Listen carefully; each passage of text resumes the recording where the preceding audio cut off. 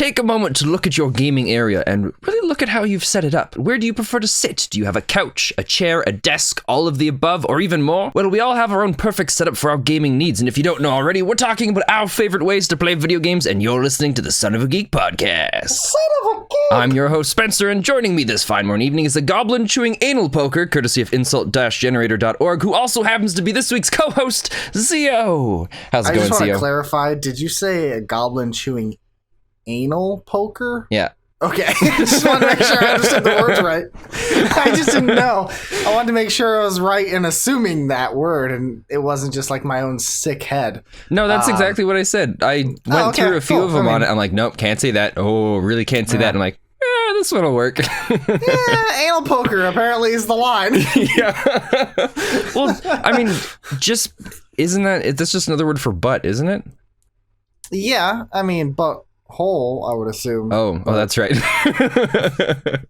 Whoops. Don't worry about it. Whoops. Don't worry about it. I mean, that's the sound somebody would make if there was an anal poker. Whoops.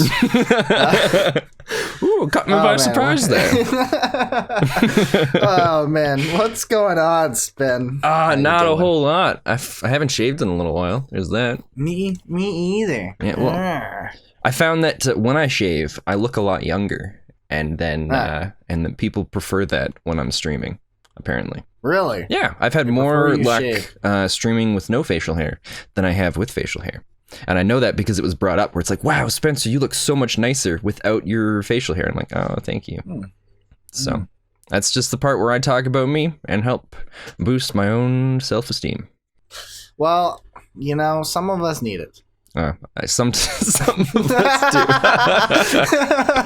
So we're talking today about our favorite ways to play video games. It seems kind of a weird topic at first, but I started doing some looking into it, figuring out what I wanted to talk about for it, and there's a lot to actually talk about for this. So yeah, I mean, I didn't necessarily understand favorite ways to play video games, like with a controller. but that'd be a short podcast.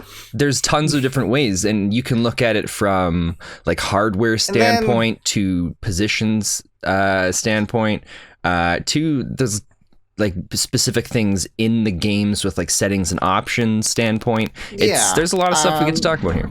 The way I kind of also think about it is mostly with a playing style is what I did the interpretation of. No, that's fair. So like playing style is also a really good way. And then I did research based off of that. And by research, I mean, I got 2 Google web pages pulled up right now. Well, that's good because I didn't do any looking up that way. So I'll have some awesome stuff, and then hopefully you'll have some great things to chime in about that. And now you're going to have some awesome stuff that hopefully I'll be able to chime in on. Yeah, I mean, awesome is setting the bar a little high. Let's bring it to about have some stuff. Zeo, you have to have more confidence in yourself. Oh, I have plenty of confidence, but like my confidence and actuality are very different. But it looks like at the beginning of the podcast, I'll have to have a self-esteem moment, and you'll have to have a confidence moment, and then we'll be able to go from there. All right. I feel like next podcast we should just take a moment of silence to help us build those things. Yeah, like, a moment of silence on an audio bit of content. I think that's a great idea. Know. It could be soothing. I mean, we gotta change the mold of how podcasting works. People just want to fill the void. You want it to be soothing, Zeo? We're gonna have to each get 2 microphones, set one to the left channel, one to the right channel, and then we talk really quietly and we whisper into it, and then we rub different things together. And then like click things and tap stuff with our fingers. And then that's how we'll do it. I don't find ASMR very soothing. Like I understand how some people do, but for me it's not a thing. Well, I've been talking about this for a while. I want to do my own ASMR channel, but I want to do it where it's like the opposite, where it's like, you're a piece of garbage. No one will ever you will never amount to anything. How could you ever? Doesn't love you. Yeah, I want to do that kind of stuff. I think that'd be a lot of fun. So I've been doing a lot of research into. Hold on, I got one more.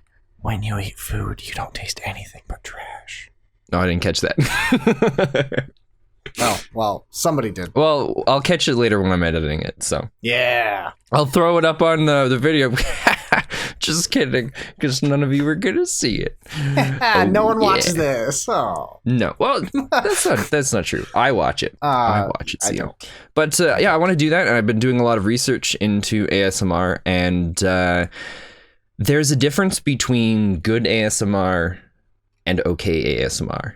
And if it's anything that's okay and there's a difference between a good anything and okay. But anything. I mean, there's good Let's Plays, and then there's great Let's Plays, and you can still watch good Let's Plays and enjoy them. But with ASMR, I feel like there's a much bigger gap between like good and excellent.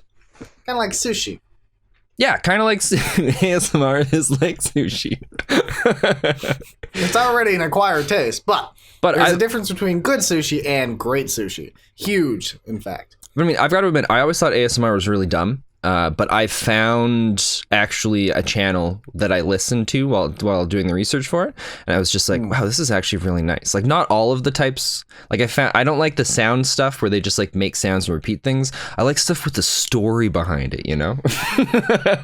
Wait, what? There's ASMR a story? Kind of, where they do things where it's like a reenactment. I'm doing like the quotations with my fingers of like going and getting like your eyes checked, where it's like, because I don't know, I've always found, and I never thought about it before, but when I go and get my eyes checked, or when I go to the doctor and get like the basic checkup where they're doing like that thing where they're like checking your heartbeat and stuff like that, there's something about that that's relaxing.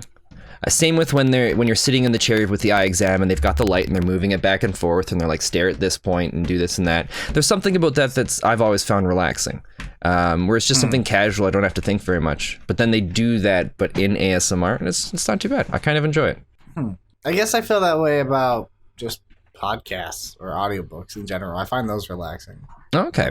It's more so just words being thrown into my head so I can eventually learn a word and then use it for the future and pretend I'm smart. I'm sure there's been times where you and your lady friend, you've been sitting beside each other or lying down together. My lady and you just, friend? Yeah, and you just start like... You mean my wife? You just start like talking softly to each other or like whispering and just be like, how was your day, honey? And you just like say stuff like that. But then... Like, and it's, you never... I don't do that. My wife and I never do that, ever. Like, if anything, we're a lot louder than that. Oh, well, you're missing out then. All right, I'm going to go try. I'm just going to, when I'm done with this, I'm going to leave and go to my wife. I'll wait here and go, I'll wait here for sweetie, you. How was your day? Was it good? It was pretty good, thanks, yeah. Oh, okay. Good, Spen. I'm glad you had a good day today. Okay, no. No. Doesn't work here. You don't have the right setup for this. Do like this the entire time? You don't have the right setup. I got to hear a little bit of you in one ear and then a little bit of you in the other, and then you like move back and forth and you hear different sounds in one ear and then in the other.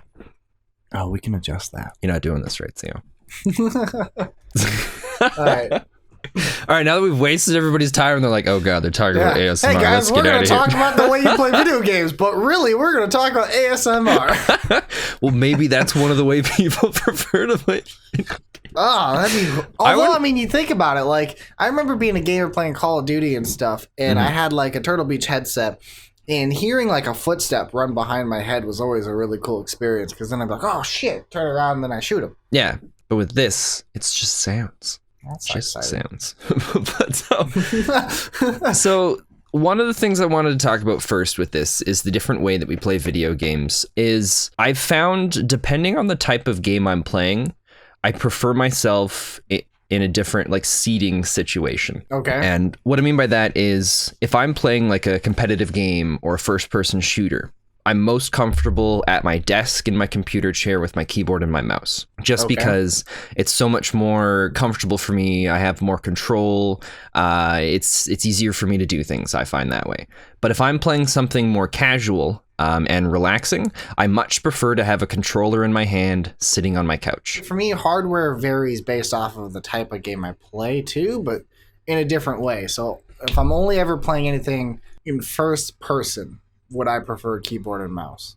If I'm playing as a third person, I would still prefer a controller. Okay. So I noticed when I'll go to Paragon is what I'm going to reference the most with that, is I played Paragon competitively, but if I was playing a ranged character that required aiming, I used keyboard and mouse, but if I played a melee character, I used a controller, just because the movement with a controller is a lot easier than with a WASD. It makes sense. I kind of feel I would be fairly close to the same way with that. Yeah, but I mean, I've also noticed like my first person games, I prefer to play as keyboard and mouse. But anything third person related, like The Last of Us or Uncharted, I would probably prefer to play that with a controller.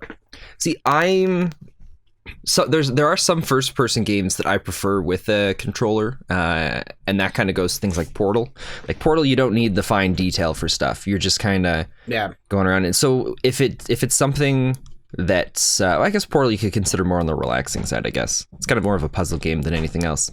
But if it's not something that requires fine detail, then that's just how I'll deal with that. Now again, all you Patreon people are going to get this part, but to the rest of you, it's just going to be a weird little blank, and they're like, "Oh, that was weird. It seemed kind of cut off." Wait, what did you say? It was cut because Spen's going to cut this out now. The fact did I cut what out?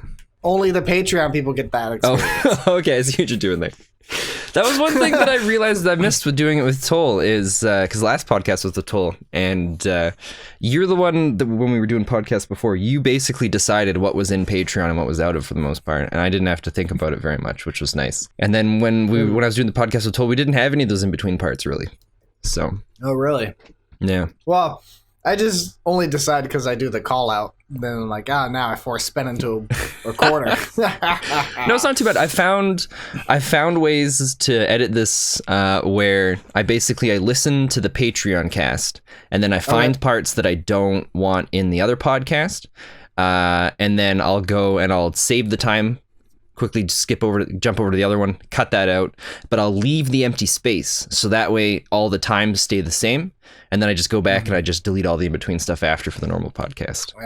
Otherwise, we get to situations where I'm kind of guessing as to where the times are, and then I accidentally leave the whole beginning in the front. Yeah, for the whole podcast, like a couple minutes. People probably saw that and they're like, time. Oh man, wow, this is garbage. There's no way I'm going for the Patreon cast now that I know what we'd be getting out of it. Yeah, I know, right? Yeah, people saw that, and like our watch time for that podcast dropped hard. Like people didn't even listen for like a few minutes. Usually we get about 10 minutes out of it. Well, because usually we just start. But our average for that was 4 minutes. No, well, yeah, because I think it was 15 minutes of just nothing. Nothing. Us just wasting time. Yeah. It's not as bad if you watch us, I guess, just because we're doing things. But yeah, listening to it was. It would have been pretty garbage. And that's another reason why you re-listen to something before you upload it, which I never do with the podcast. So sorry, Zeo. Sorry to let you down. That's fine. I don't really do any research going into it. That's what I found with games. It's depending on the type of game and how delicate controls need to be. I kind of prefer to be sitting in different areas.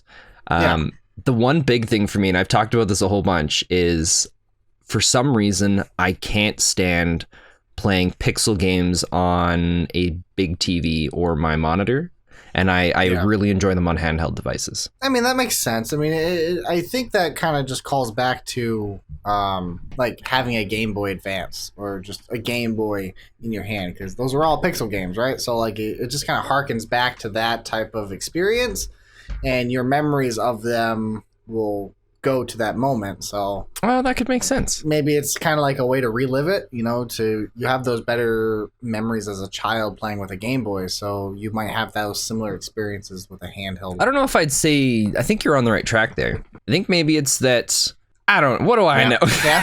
I mean, what do we know? I was like, we're this just is guys great. who sit in front of a camera Inside, and a mic and I can feel my stuff. brain making connections. Then I go to talk about it, and my brain's like, no, we weren't doing anything actually. Yeah, no, I understand completely.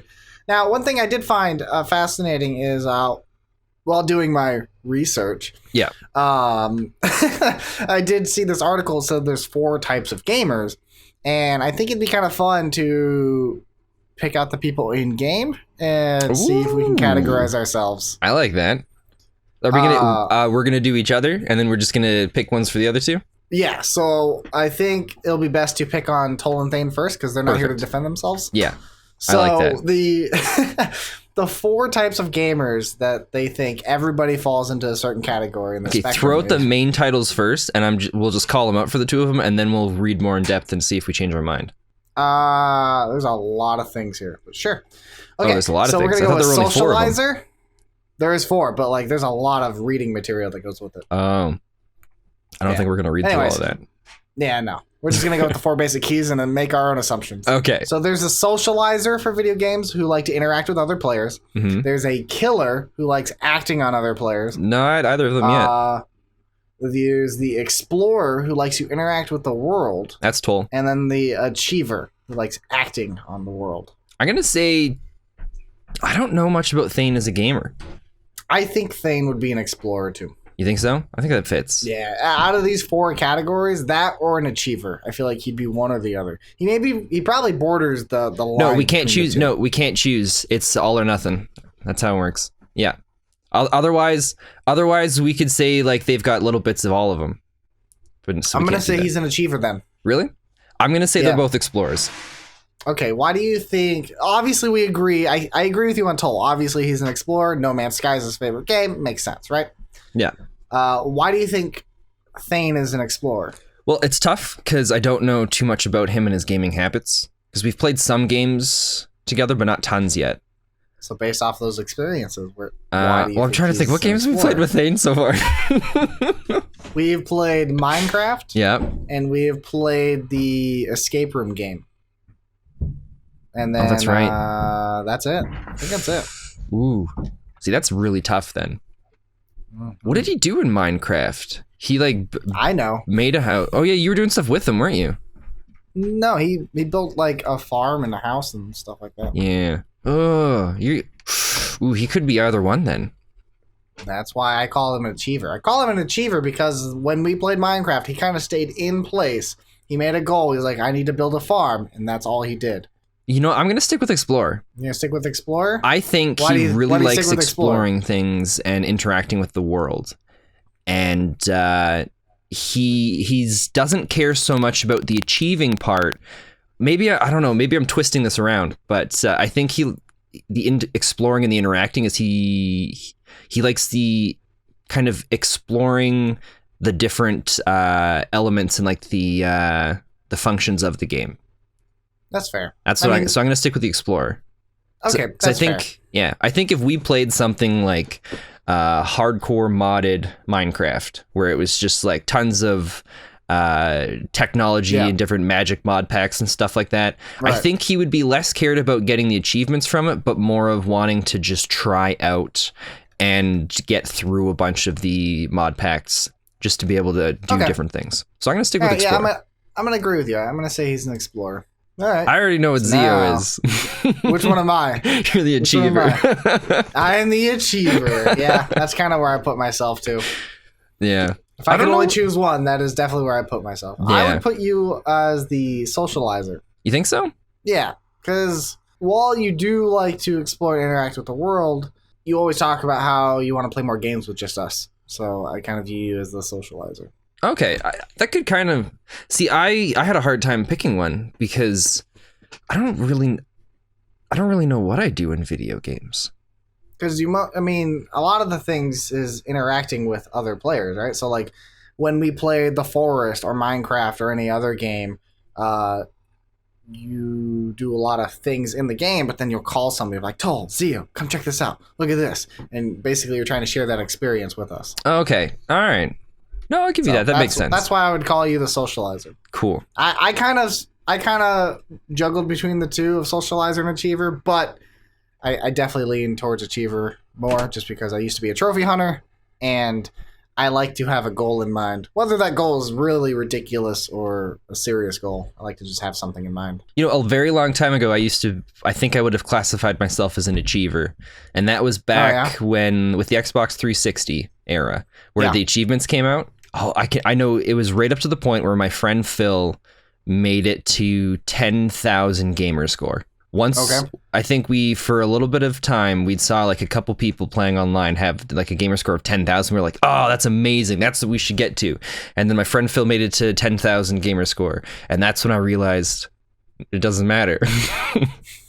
Maybe it was just me being sad and losing deep down inside that he made it there before me. But it was at that point where I realized getting the achievement doesn't mean anything. It's just a number. Why am I focusing on this stuff when I could just be having fun playing the game?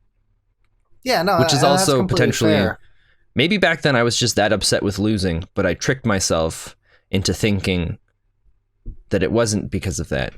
Yeah. Well, I mean, at the time when I was a trophy hunter, it was always fun hunting trophies. Like, I found it very enjoyable. And then once you got that platinum trophy, I think it was very satisfactory. I thought trophies were always better than achievements with PlayStation versus Xbox, just because when you get all the trophies, you get a nice big platinum trophy. It says, hey, you did everything this game offers. Mm-hmm. And that was very nice, just because then you can compare your, not just a number score, but like, I have how many platinums versus my friends.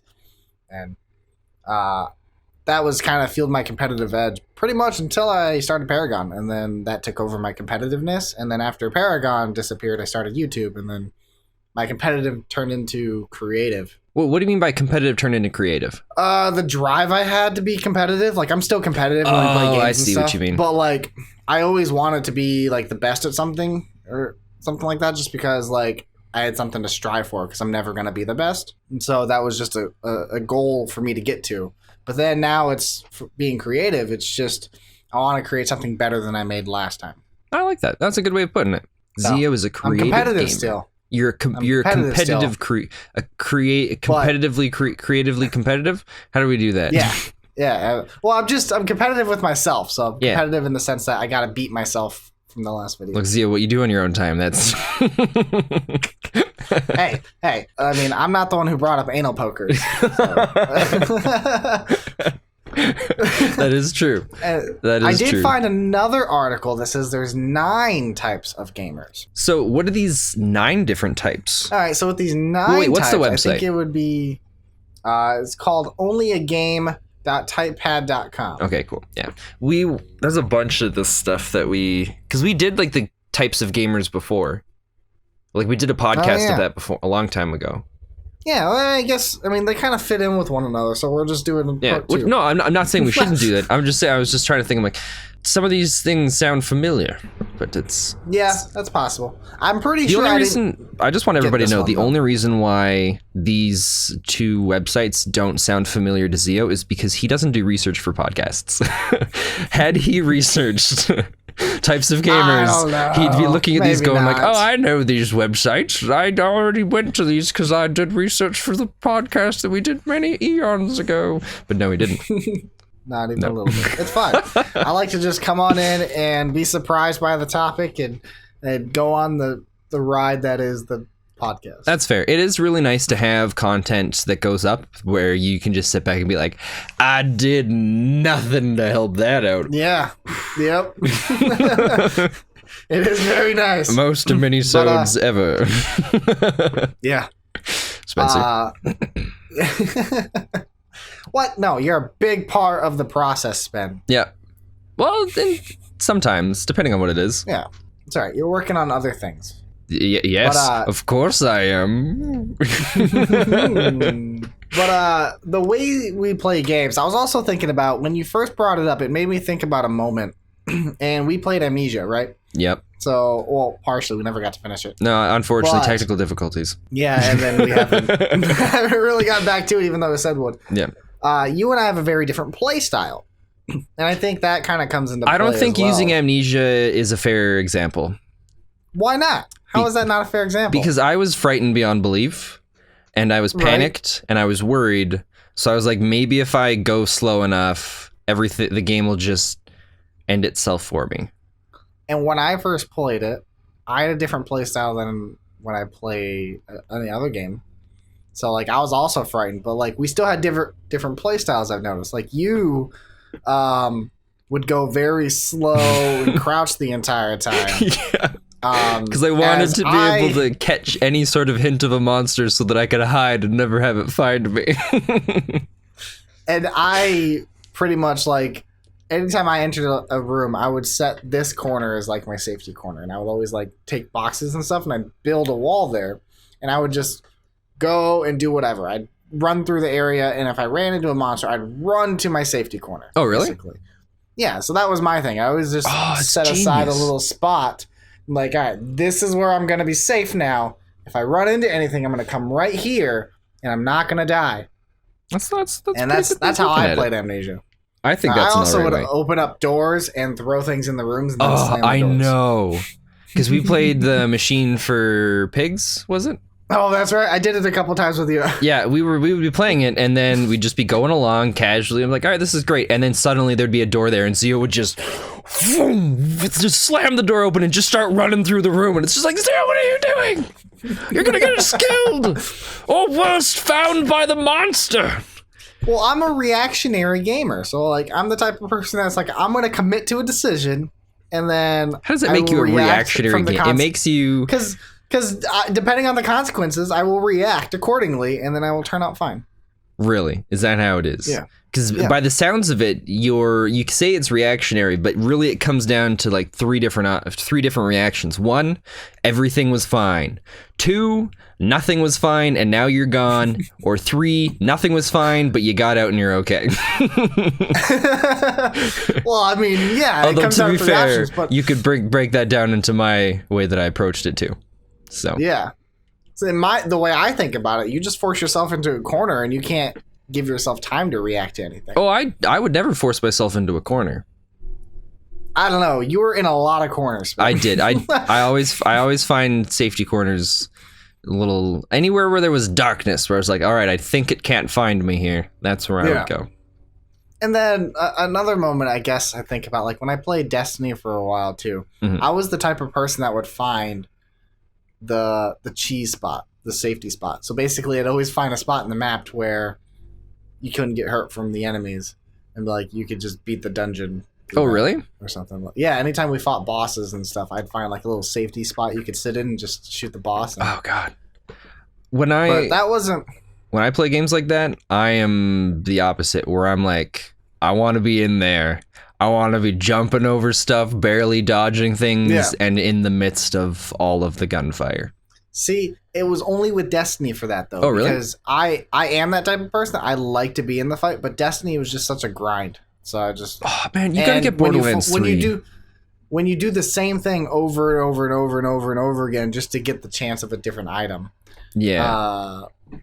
It was just boring. I'm like, I just want to beat this guy super fast and easy without having to deal with anything else. But Zeo, we need to stop the podcast right now, and you need to go get Borderlands 3 because right now? My God, it's like playing a well done first person shooter. Yeah, but in Borderlands. Like I'm down. I've told you and Toll I am down many times to play Borderlands. Yeah. I was just waiting for you guys to be like, hey, let's play, and then I'll jump on. Well, it works both ways there, Zeo. Out of the two of us, I'm available more. Yeah, well... So you gotta let me know when you're available so I can jump on. But I mean, the new Borderlands 3, the writing isn't as strong, I find. Like in Borderlands 1 and 2, they always had those moments where an enemy or like a new boss creature would come in, or they'd introduce a character, and it would have it where the character says something quippy, and then it would do that like freeze motion where that graphic comes up and it has something else really great. They're not as good in Borderlands 3. There's one of the early ones in particular where this character comes out and the character says something about like being a badass. The character's like, oh, something, I'm a badass. And then the screen pops up and it says the person's name and it's like, is a badass. And it's just like, I don't know. It's not, I mean, like Borderlands 1 and 2, it was very creative, and the way they threw those quips in were usually ways where it made sense and you weren't expecting it. Okay. And it was like well done, crafted for it. But I don't know. The writing isn't as strong, but it's still. Oh God, there's actual weight to the bullets now. So I'm playing a siren. Sorry, I'm just gonna talk about Borderlands 3 for a moment here, Zeo. You're just gonna have to suck it up because I love it too much. So it doesn't bother me. I'm playing whatever, just in case. I'm letting you know. All right, you don't have a choice here. I'm playing the siren, and I have a choice. Yeah, for those who didn't see, the little monkey took his headphones off. So, I'm playing Borderlands 3, and I wasn't sure if I was gonna like the siren, but there's lo and behold, you did. I do. There's a tech tree that I'm speccing into right now that is for a lot of the really close fighting combat, and it goes back to how I really liked Borderlands 1 with how the siren was for there, where I've got survivability stuff. I've got things that basically reward me for jumping in the middle of the fight and fighting stuff.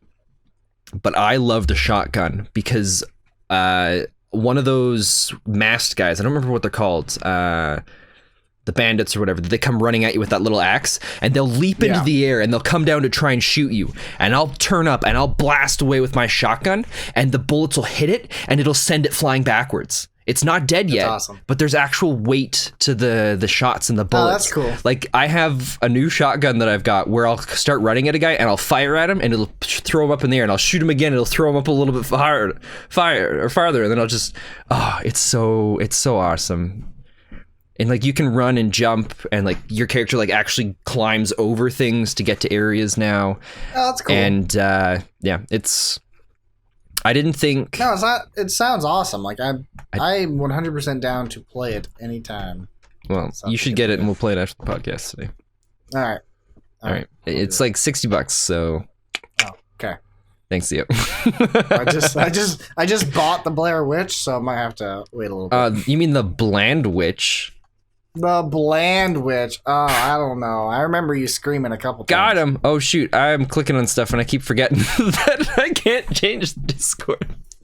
Oh, it changes the video. Yeah. Whoops. That's all right. I'll look at some stuff later. What else have you got about different ways to play games? So, I'm taking it you're out of stuff now? Yeah, that's all I had. I had 2 pages loaded up. Now I went through them. No, that's fair. So, there's another way that kind of changes for how people like to play the games, and I'm not talking about graphic settings or anything like that, but we've been finding it more and more recently in games with the ability to adjust the HUD for the game. So you can play with more stuff on the screen or less stuff on the screen. Okay. And some people prefer having the HUD, having like a mini map, having the different notifications for how well they're getting through, like how if people can see them, or what their health meter or ammo stuff is at. And then there's other people that, like I found with myself, where I'll go into the settings first thing and I'll remove absolutely everything I can from the HUD.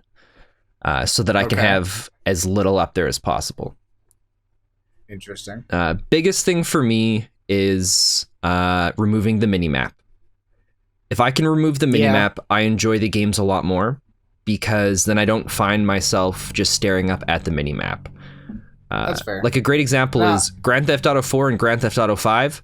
I know the minimap and the map off by heart, because I spend most of the time driving through the streets, staring up at the top corner to see where I'm going, and then glancing down to make sure I'm not running into things. But the second if you took the minimap away from there, I would have no idea where I am in the city. Yeah, see, I can understand that. Like, I tend to prefer games with, I would say, like a compass almost over a minimap, just to kind of give me a direction I need to go. When like there's a waypoint, but then I kind of choose my own way. Mm-hmm. So like the Forest did that, where we had a compass, and No Man's Sky does that too. So yeah. But I do prefer a minimap for some games. Like I guess in Fire Emblem, it was nice to have a minimap of the church, basically the church. Yeah, school. I 100% agree with that. I think that's a little different though. I find but it wasn't exploration. So like in a game where it doesn't require a lot of exploration, I prefer the minimap, because I'm gonna see this building a million times. Yeah. Eventually I'm gonna learn it just by muscle memory and stuff, but I need the minimap to know where characters are, basically. Yeah, because especially with a game like Fire Emblem, where my least favorite part of the game is this in between the missions when you're in the city. Just because I see the exclamation marks and I'm like, I really want to know the story of everything that's going on. So now I'm going to spend... It takes me longer to go through there and talk to everybody than it does to complete like the battle map missions. See, I didn't hate those parts. I think it was just the way we played. So, like, I avoided the dumb little mini games. Like, I didn't really do any of the fishing. No, I don't do any of that either. The planting stuff. But I enjoyed building my relationship with characters. Well, so I like that hunting too. Down certain characters I preferred. I would like, I like you, and you. I'm going to go hunt you down. I'm going to try to build my relationship with you. See, I went and I just talked to everybody. I didn't talk to everybody. That's exhausting, because there's a lot of people. Yeah, you'd see like one of those little guards at the front of the gate, and I'd be like, well, he's got a mark above him. I'm going to go talk to him. And it's... No. I mean, there was a couple missions I did I did do some missions. Like if I walked by him, I would talk to him and get that exclamation point. Okay. And when I completed the quest, I would go back to him. Yeah. But I didn't go to him for his quest. I would only do it if it was a convenient thing for me. Yeah. See, I wouldn't leave until I finished everything there because. But I focus on the characters. So I would talk to characters and I would eat lunch with the characters. I'd invite them to tea. I'd give them gifts. I got tired of the tea. I was never good at it. I wish there was a little more to it. I don't think I've gotten 3 right answers in any of the tea sections. Oh, really? Yeah. With certain characters, I had it nailed down. You learn their personalities. I guess that's fair. Maybe you should spend more time with the characters, Spen. I have plans to go back and play the game again with each of the different houses, so I'm not worrying about building my relationships too much with people outside of my my group. Well, that's fine. I focus on my group too. I didn't focus outside my group except with like maybe 1 or 2 people. Oh, okay. But because which house did you choose? I chose the Black Eagles or the. Do you have a favorite character out of there so far? Bernadetta. That's the girl that stays in their room, right? Yeah. Yeah, she's pretty cool. She was my favorite, and then although I didn't marry her, my other favorite is what's her name? I can't remember. She was the singer songstress girl. Oh, really? There's one of those? Yeah. Oh, so she was a cool character. I chose is it the Golden Deer? No. Yeah. Yeah, it's the Golden Deer. And my favorite one, I think her name is Mercedes. Dude, the girl I tried with the blue so hair? hard to get Mercedes into my class. Is she the girl with the blue hair? She's the healer? No, Mercedes has blonde hair. All right, I gotta look this up. I don't remember who's who. Marianne. Oh, okay, yeah. I really liked Marianne, and then there was another guy. I think he's like the second in command of the Golden Deers. He's got purple hair. It's kind of got that like emo thing off to the side. He's second in command for the Red House. Lorenz. Oh, okay. Yeah, he's got like a red flower on it. Lorenz was actually my least favorite character in that entire house. But now, after I've gone through some of the character stuff, him and Marianne are my 2 favorite. Oh, yeah? Yeah. See, mine was the songstress because I turned her into like a mage, and she was a badass. Oh, okay. And then Bernadetta was my hard-hitting murderer. Nice. Like, she had the farthest range, and then eventually I got her a horse. So now she could travel farther than anybody and shoot farther than anybody. Oh, that's awesome. So like I could pretty much kill anybody from wherever she was. Nice. I don't think, because I'm still not super far into it. I just finished the part where it was that you have that battle between the 3 different houses. Oh, okay, yeah. And they've got it's like whoever defeats the most units or whatever. Yeah. So I still don't think I'm very far into the game. No, you're not. No. I feel like I'm halfway through the first chapter. How many chapters are there? 2. Okay. So, but I think you said the second chapter is way longer. Maybe? I don't remember. It didn't feel like it for me because when I got to the second chapter, I literally committed all my time into the game because I needed to know the story. My mom just started vacuuming. I can hear it once in a while. It's gonna get caught up in my mic.